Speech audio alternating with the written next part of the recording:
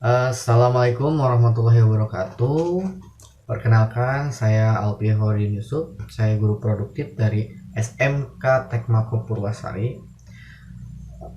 Sebelumnya saya ingin mengucapkan selamat bergabung untuk siswa-siswi 10 TKJ ya tahun 2020-2021. Selamat bergabung di SMK Tekmako Purwasari dan di jurusan Teknik Komputer Jaringan. Pada kesempatan hari ini kita akan kita akan belajar mengenai komputer jaringan dasar dan membahas tentang K3LH. Apa itu K3LH? K3LH adalah keselamatan, kesehatan, kerja, lingkungan, hidup. Nah, dasar-dasar kesehatan, keselamatan kerja menurut WJS Purwadarminta, keselamatan diartikan keadaan perihal terhindar dari bahaya, tidak mendapatkan gangguan, sehat, tidak kurang suatu apapun.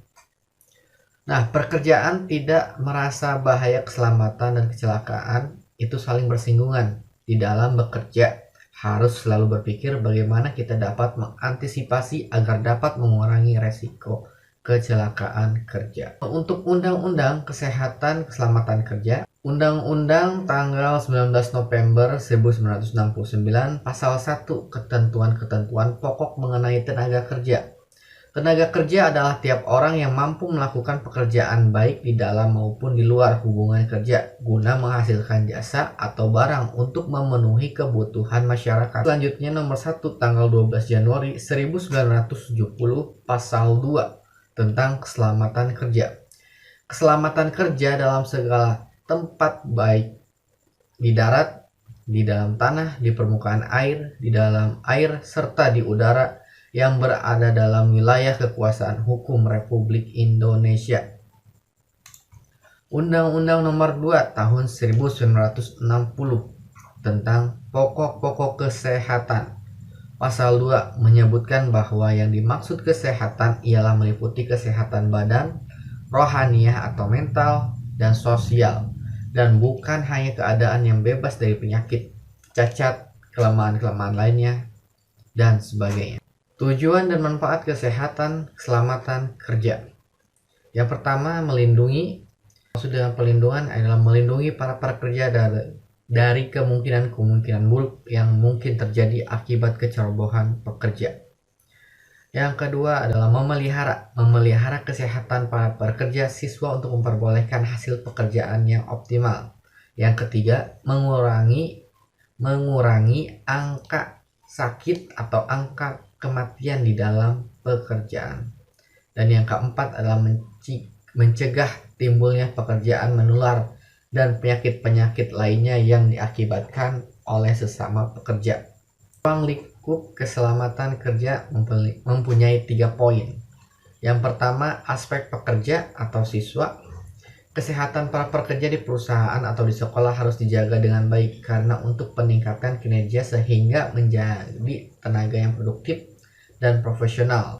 Tugas tanggung jawabnya yaitu yang pertama, mempelajari dan melaksanakan aturan dan instruksi keselamatan kerja, memberikan contoh cara kerja yang aman kepada pekerja atau siswa yang kurang berpengalaman, menunjukkan kesiapan dan minat untuk mempelajari dan melatih diri terhadap keselamatan kerja pada setiap tugas pekerjaan. Dan poin kedua adalah tentang pekerjaan. Pekerjaan dapat dihasilkan bila ada pekerjaan, namun para pekerja tidak banyak berarti apabila pekerjaan yang dilaksanakannya tidak dilakukan sesuai dengan prosedur yang telah ditetapkan. Nah, untuk yang poin ketiga mengenai tempat bekerja, merupakan bagian yang terpenting bagi suatu perusahaan. Secara tidak langsung, tempat bekerja akan berpengaruh pada kesenangan, kenyamanan, dan keselamatan dari para pekerja. Sebenarnya, kenapa sih K3 sama teknik komputer jaringan ada hubungannya nggak? Ada ya. Ada berdasarkan penelitian bahwa orang yang sering melakukan komputer itu akan terganggu kesehatannya, bahkan keselamatannya. Kenapa begitu?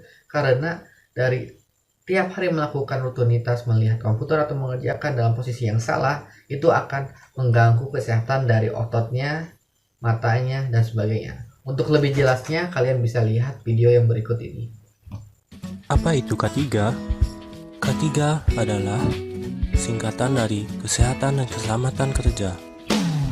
Kesehatan dan keselamatan kerja adalah suatu aspek yang harus diperhatikan saat menggunakan komputer. Penelitian telah mengungkapkan bahwa bekerja dengan komputer dapat menyebabkan gangguan kesehatan bahkan keselamatan. Gangguan apa yang terjadi? Gangguan kesehatan dapat terjadi pada otot dan tulang, seperti nyeri pada tulang dan otot. Selanjutnya pada organ tubuh, seperti kesemutan dan mata merah. Dengan menerapkan K3, maka kita akan terhindar dari gangguan kesehatan tersebut. Pada saat menggunakan komputer, bagian tubuh yang harus diperhatikan yaitu posisi kepala, posisi leher, posisi pundak, posisi lengan, posisi kaki, dan posisi punggung. Untuk posisi kepala dan leher, pada saat bekerja dengan komputer, posisi kepala dan leher harus tegak dengan wajah menghadap langsung ke layar monitor. Leher tidak boleh membungkuk atau mengadah karena hal ini dapat menyebabkan sakit pada leher. Pada posisi punggung yang baik adalah posisi punggung yang tegak, tidak miring ke kiri atau ke kanan, tidak membungkuk, dan tidak bersandar terlalu miring ke belakang.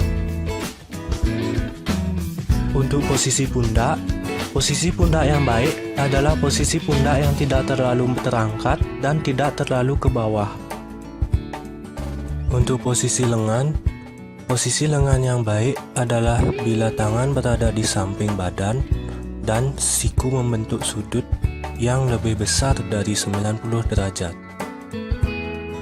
Sedangkan posisi kaki, pada saat bekerja dengan komputer, kaki harus diletakkan di lantai dan kaki membentuk sudut lebih dari 90 derajat. Dalam K3, kita juga harus memperhatikan bagian-bagian komputer seperti monitor, CPU, kabel komputer, dan keyboard. Pada monitor, untuk mengurangi keluhan pada mata, gunakan layar anti radiasi agar terhindar dari sinar radiasi. Yang kedua, posisikan monitor dengan baik agar tidak mengadah atau menunduk. Yang ketiga, mengatur pencahayaan agar tidak terlalu terang dan gelap. Dan yang keempat, selalu kedipkan mata agar mata tidak kering. Sesekali memandanglah keluar ruangan. Pada CPU, bagian dari perangkat komputer ini tidak boleh langsung bersentuhan dengan tangan basah, karena aliran listrik yang ada pada CPU dapat menyetrum pengguna komputer. Pada kabel komputer, bagian dari komputer ini harus dihindari dari air, karena dapat menyebabkan korsleting. Dari korsleting ini dapat mengakibatkan hubungan arus pendek yang menyebabkan kebakaran. Sedangkan pada keyboard, hindarkan keyboard dari air yang dapat mengakibatkan keyboard hang, keyboard berlumut, dan korsleting. Itulah penerapan K3 dalam penggunaan komputer.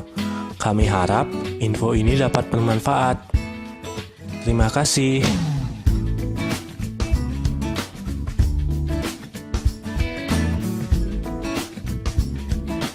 Nah, bagaimana videonya? Asik bukan?